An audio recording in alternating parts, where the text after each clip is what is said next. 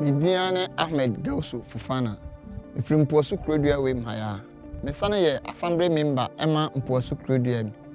Amretia kakra bi ni na yenya mwa efri IOM ne GIZ and BOK Africa for ensam ewo Mpuasu Krodua ha. Ampa ye de ose eyoyo ma won so boy ma yebenya adane kama esiye ene mwai nantwie eyeni na ne yebenya afrim so de eye niam bebre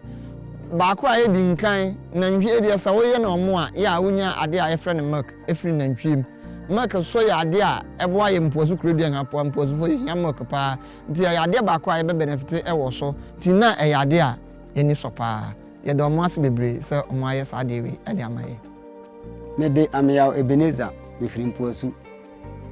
NGO ade a mo de abraye aye ya ni so bebre ebeboa ye mrande no amutu kwan ko hu amane wo kuro babi bebre no so ise obirum kwa amukutim kotunzum di niema we ya yanya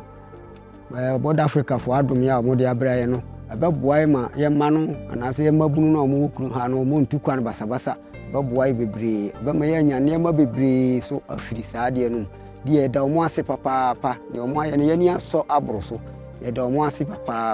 I'm so much impressed with the idea behind this whole project. That is to assist the returnees, or if you like, the migrants,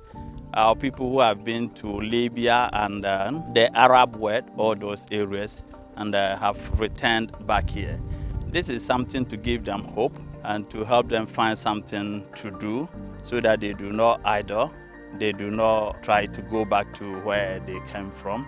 and then make a life possible here for them.